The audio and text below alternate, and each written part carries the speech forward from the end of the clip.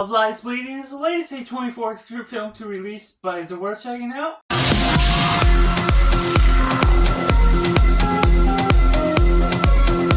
Hey everyone, welcome to Cinema, where we focus on a film. I'm Josh, this is Simply Cinema. Let me know in the comments below if you're going to see Love Lies Bleeding, what you think of it, or if you're just going to skip out on it based on what I'm going to be talking about in the review. When a reclusive gym manager and a bodybuilder love falls for each other, their love ignites an act of violence that leads them into an Ari place and having to rely on this crime-ridden family. And getting right into positive, I first want to talk about the performances for Kristen Stewart and Katie O'Brien. Their chemistry on screen together is believable. It is really grand with the way they build up their relationship, their chemistry, and their acting chops are just right on the nail. And what they have to do with their characters, how they develop throughout the way, is something that's really intriguing and really holds the interest on screen. And as an A24 film, it is small, grounded, and it is really good with the way it goes about. And it has a couple A24isms,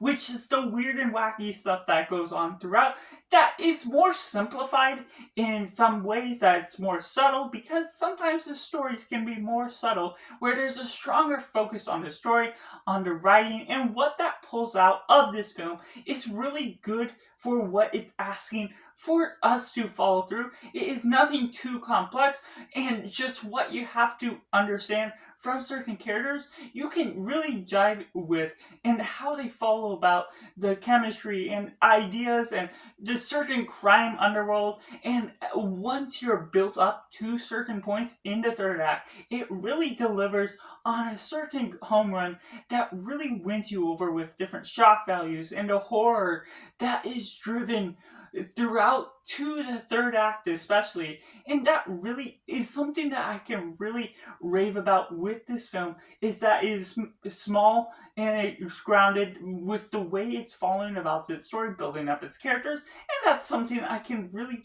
take a great interest in.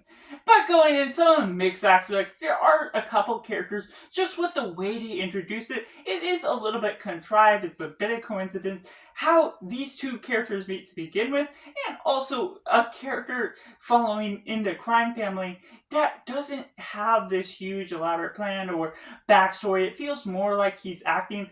Ed Harris playing the character doesn't deliver much to the character based on the writing alone, and how they deliver on certain meetings, what they're doing. While it is a more simplified story that is good for that standard, it doesn't feel like it's doing something too original with the story. So if you're wanting something completely fresh for what you typically get out of A24, this one is still not anything too special with how it deals with a certain amount of drugs or crime and all that jazz. So just what you're getting into, nothing too complex if you're expecting something else.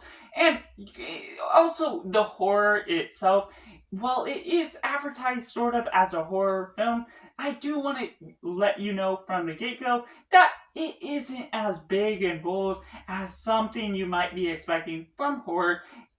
It's more horror later on to the film, and so you're still going to get some horror aspects throughout that a typical fan of drama movies or general movies might not love the later half of this film. But if you're a big horror franchise fan, then throughout the film it's not going to be as horrific, or because it has to have a lot to build up to some of those moments, because there's a lot of mystery going on, which is a good aspect to the film of building up these characters and whatnot all along the way. But then it gets to the horror by the end. But getting into the negatives, there are some aspects to the film where the story structure isn't as sound as it makes itself out to be. It's not anything that wrecks my experience completely, but for a first time watch, experiencing it as it is, it does have a little bit of a slower pacing at the beginning, which I kind of expect from A24 to begin with. But with some of those contrivances or coincidences, as I mentioned previously, it bothers me a little bit more of how they set certain things up and the slow progression once you get to certain reveals near the end that make work a bit better upon rewatch.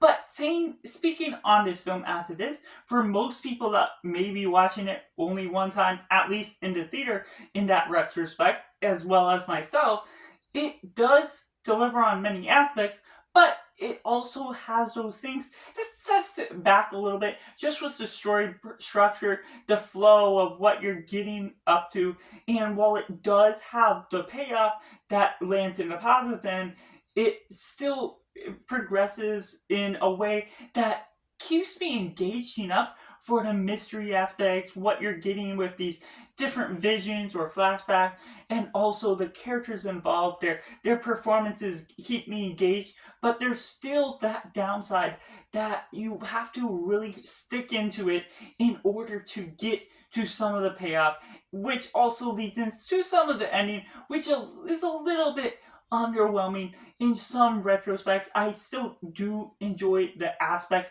that you get with these characters, with how it flows out into its end, giving you a good relief of what you're getting that leaves you not disappointed, but still having a few negative elements with the structure and the flow that's involved. And so that's just my personal thoughts on Love Lies Bleeding, the latest A24 film. Let me know down in the comments below what you think about it, or if you are relying on this review, and just give me all your general thoughts if you're excited to see it or if you're on the downside. So that's just all. Make sure to like this video, subscribe if you haven't already. Thank you for watching. Bye for now.